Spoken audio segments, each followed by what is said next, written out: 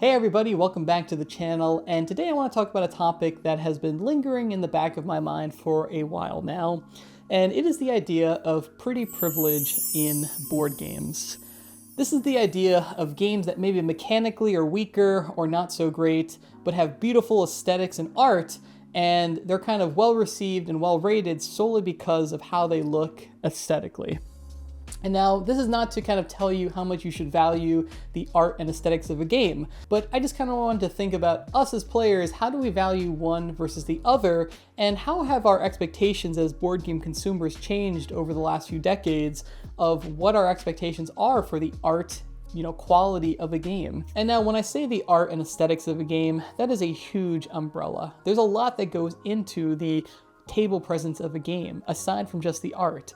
That includes the pieces, the production, miniatures, just the different ancillary items that go with the board game that I'm not going to be really touching on. When I talk about art and aesthetics in the game, I really am referring to kind of the cover art, the art that's on a board, the art that's on cards. Again, this is a huge umbrella, but just trying to narrow the scope of what I'm talking about in this video. And look, the topic for this video is going to be inherently biased. When I'm using words like pretty and beautiful and gorgeous and good-looking games, that is going to mean something different for everybody. What I see as a good-looking piece of art is going to be different from what you see, and I am just talking in very broad generalities about all this stuff. So if I insult any games that you think are beautiful, don't take it personally. Now, I think one of the most important pieces of the aesthetics of a game is the cover art.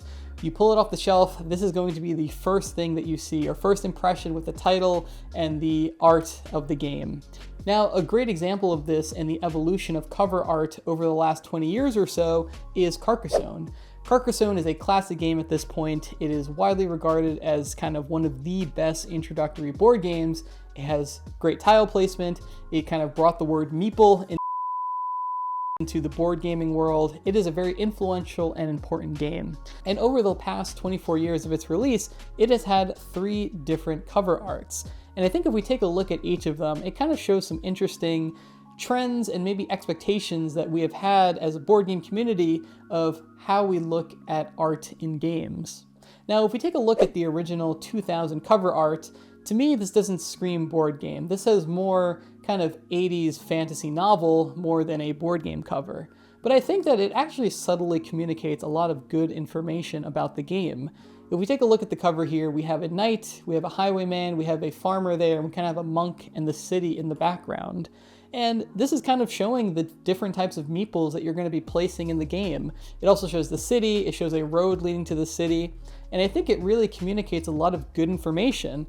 I think it's aged a little bit, I think it's a little bit of its time, but I think overall it's not an awful cover for Carcassonne. And if you're enjoying this video, please consider liking and subscribing to join the channel. I do a lot of reviews and previews and list videos and editorials like this, so if you're enjoying the content, be sure to join the channel. Now, back to our beautiful artistic discussion. If we look at the next iteration in 2014, I actually think that this is a little bit of a step back, in all honesty. And the actual quote-unquote quality of the art, I think, is a little bit sharper. It's a little bit more colorful. I think as a piece of art, I like it a little bit more. But I think it actually communicates the game a little bit more poorly. You have this knight and these nobles standing on the wall here. You kind of have the farms in the background, but I actually think it communicates less information about the game. I think, sure, if you look at it, I think it looks a little bit nicer, but I'm not so sure that it communicates what the game is about quite as well. Now let's take a look at the 2022 cover for Carcassonne, the most drastic change of how we approach cover art for games.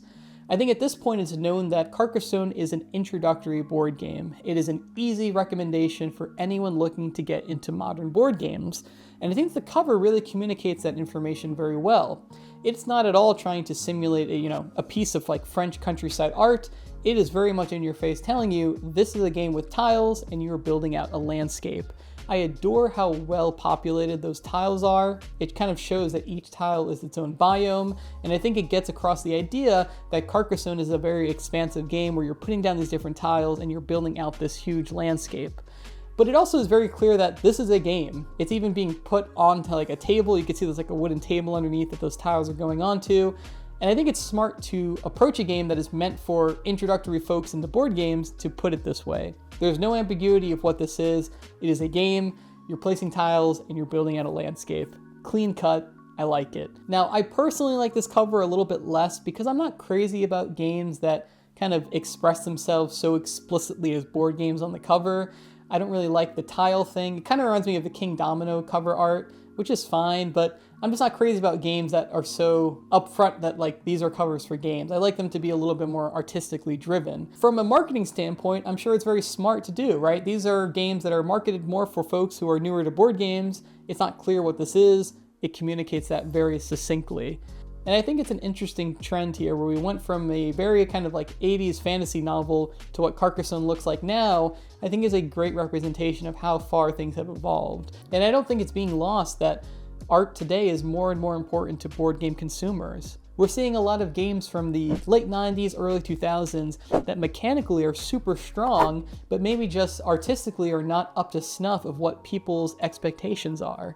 And I think it's a great thing that this is being realized, and a lot of these older games that have fantastic bones have a new coat of paint put on them and are kind of being brought back out. It's also great for people who are not like chronically into board games and they wouldn't know that this is a game from like 1995. They see this game, it looks good, and they pick it up. And that's a great thing, right? Because mechanically this game is phenomenal and just maybe wouldn't have caught the modern audience's eyes, which I think is great.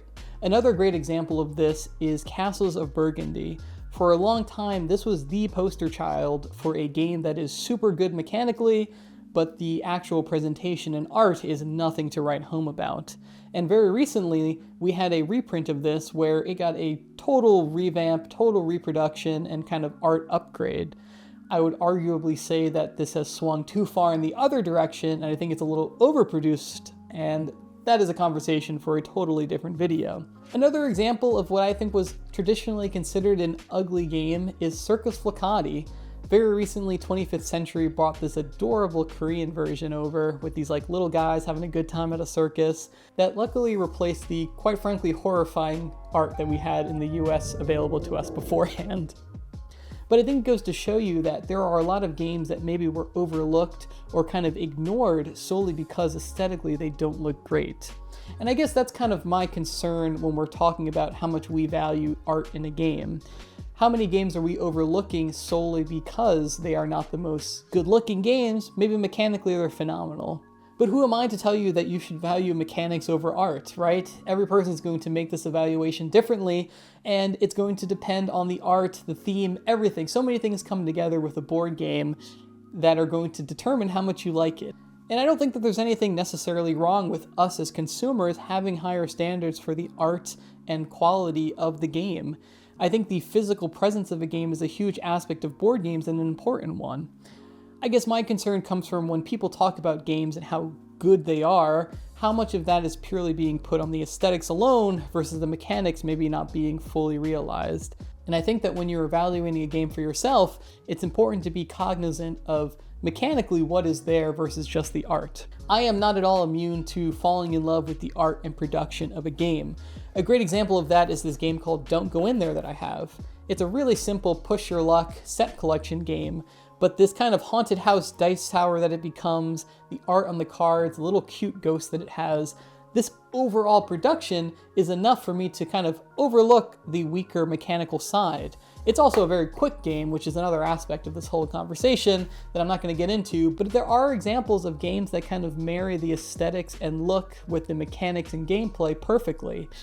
An example of this for me is a game called Mind Management. Now this is a hidden movement game where you're playing as these two spies that are trying to find each other in the city of Zanzibar, and it is just a wacky kind of psychedelic game.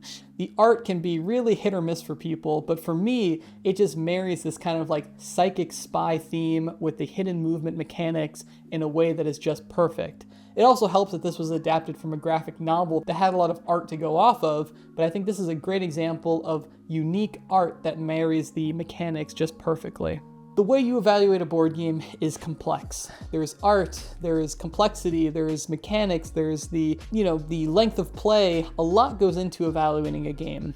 And my concern with games that have pretty privilege is that just because they look good aesthetically does not mean you are going to necessarily like the game. And I think this is a really easy trap to fall into.